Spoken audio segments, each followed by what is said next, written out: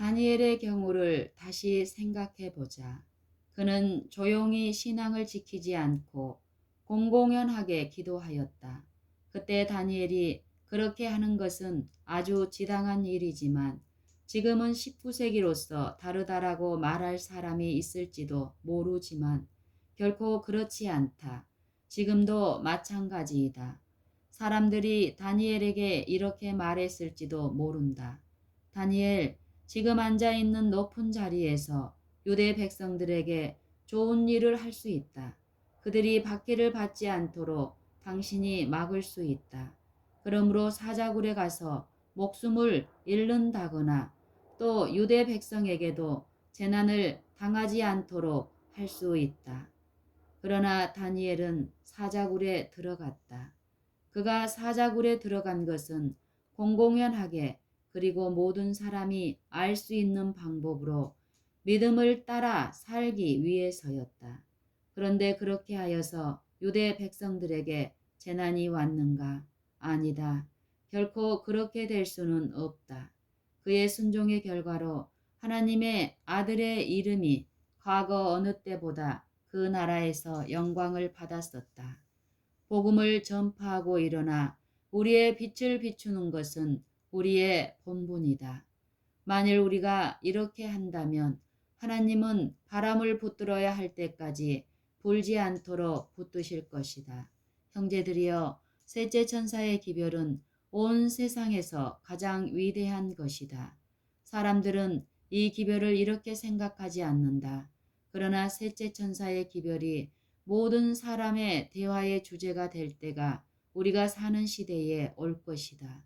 그러나 이 기별은 가만히 지키는 사람들에 의해서 전파되지 않고 하나님을 신뢰하고 그들에게 주신 말씀을 두려움 없이 말하는 사람들에 의해서 그러한 이치에 놓이게 될 것이다.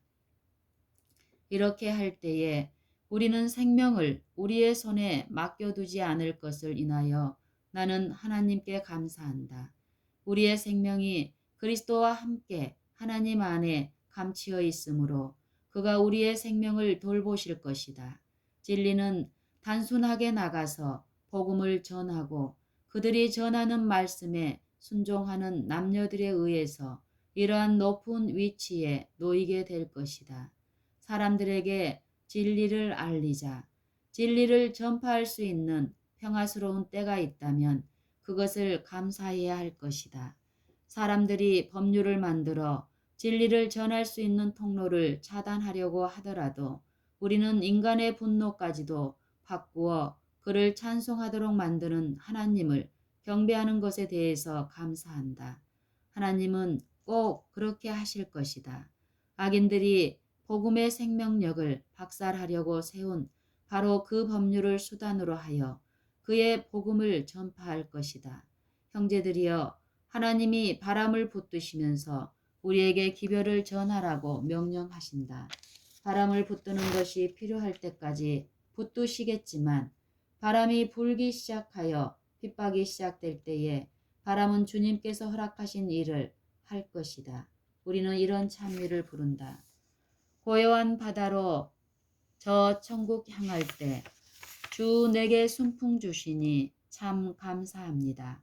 큰 물결 일어나 나 쉬지 못하나 이 거센 풍랑 까닭에 더 빨리 갑니다. 자주 이 찬미를 부르면서도 믿지를 않는다. 폭풍이 오는 것을 볼 때에 그것을 오게 하는 것은 우리에게 매우 좋지 않다고 생각하므로 그것으로부터 숨거나 오지 못하게 막으려고 노력한다. 그러나 모든 일에 하나님의 뜻이 역사한다. 폭풍은 평온이 빨리 오는 것을 촉진하므로 안식이 지체하지 않고 올 것이다. 모든 자에게 줄 것을 주되 모든 자에게 줄 것을 주되 공세를 받을 자에게 공세를 바치고 국세 받을 자에게 국세를 바치고 두려워할 자를 두려워하며 존경할 자를 존경하라. 피차 사랑의 빛 외에는 아무에게든지 아무 빛도 지지 말라. 남을 사랑하는 자는 율법을 다 이루었느니라. 로마서 13장 7절 8절. 만일 우리가 이렇게 하면 모든 사람과 평화스럽게 산다. 이웃을 내 몸과 같이 사랑하면 그것은 온 율법을 이루는 것이다. 왜냐하면 사람이 이웃을 사랑하기 위해서 먼저 하나님을 사랑해야 한다. 모든 사랑은 하나님으로부터 오기 때문이다. 만일 내가 이웃을 내 몸과 같이 사랑한다면 이것은 단순히 하나님의 사랑이 내 마음 속에 있기 때문이다. 이것은 하나님이 내 마음 속에 거하시며 이 세상에서 아무도 그를 나에게서 빼앗아갈 수 없기 때문이다. 이런 이유에서 사도 바울은 둘째 돌비에 있는 율법을 언급하였다. 왜냐하면 이웃에게 우리의 의무를 다하면 이것은 자연히 하나님을 사랑하는 결과에서 오기 때문이다. 때때로 첫째 돌비에 기록된 율법이 하나님에 대한 우리의 의무를 말하므로 신앙을 이루며 때때로 첫째 돌비에 기록된 율법이 하나님에 대한 우리의 의무를 말하므로 신앙을 이루며 둘째 돌비에 기록된 율법은 우리의 이웃에 대한 의무를 말하므로 도덕을 이룬다고 한다. 그러나 둘째 돌비도 첫째 돌비와 마찬가지로 하나님에 대한 의무를 말해주고 있다. 다윗은 둘째 돌비에 말하는 두 계명을 범한 후에 자복하면서 내가 주께만 범죄하여 주의 목전에 악을 행하였사오니 라고 말했다. 시편 51편 4절. 하나님은 처음과 나중이며 항상 동일하신 분이다. 그러므로 하나님의 율법에서 요구하는 바가 사람의 법에서 요구하는 바와 이배가 된다면 하나님을 순종하고 모든 것을 그에게 신뢰하여야 한다. 하나님은 처음과 나중이며 항상 동일하신 분이다. 그러므로 하나님의 율법에서 요구하는 바가 사람의 법에서 요구하는 바와 이배가 된다면 하나님을 순종하고 모든 것을 그에게 신뢰하여야 한다.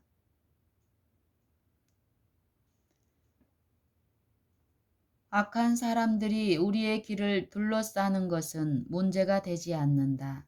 우리는 우리의 일을 믿고 나갈 뿐이다. 이스라엘이 애굽에서 나올 때에 앞에는 홍해가 있고 뒤에는 산과 외굽의 군대가 있는 진퇴양난에 처하게 되었다. 그러나 하나님이 모세에게 내린 명령은 이스라엘 자손을 명하여 앞으로 나가게 하라고 하셨다.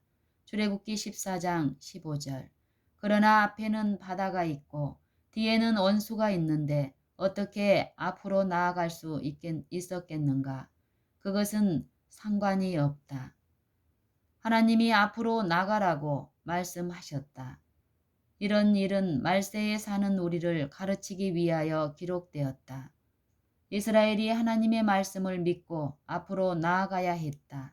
바다가 그들 앞에 있는 것은 문제가 되지 않았다. 하나님이 바다를 갈라 놓았으므로 그들은 마른 땅을 밟으면서 홍해를 건넜다.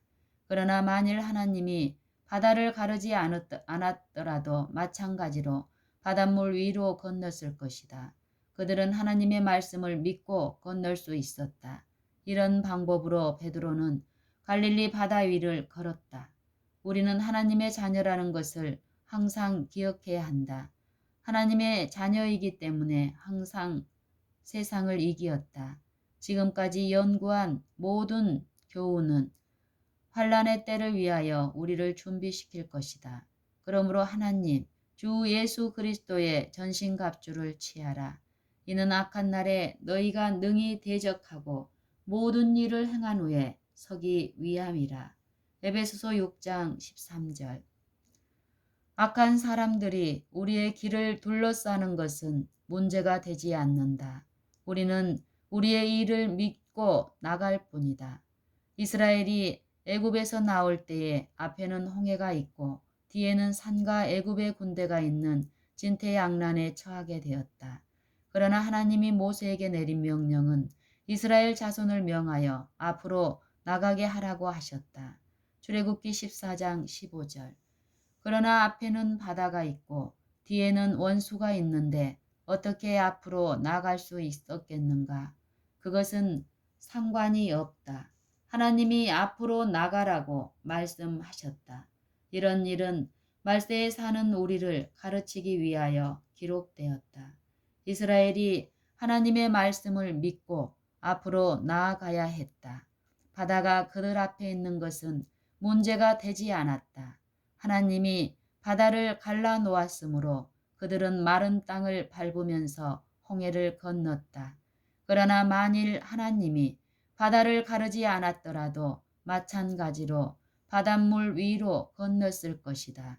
그들은 하나님의 말씀을 믿고 건널 수 있었다. 이런 방법으로 베드로도 갈릴리 바다 위로 걸었다. 우리는 하나님의 자녀라는 것을 항상 기억해야 한다. 하나님의 자녀이기 때문에 세상을 이기었다. 지금까지 연구한 이 모든 교훈은 환란의 때를 위하여 우리를 준비시킬 것이다. 그러므로 하나님, 곧 주 예수 그리스도의 전심갑주를 취하라. 이는 악한 날에 너희가 능히 대적하고 모든 일을 행한 후에 서기 위함이라. 에베소서 6장 13절.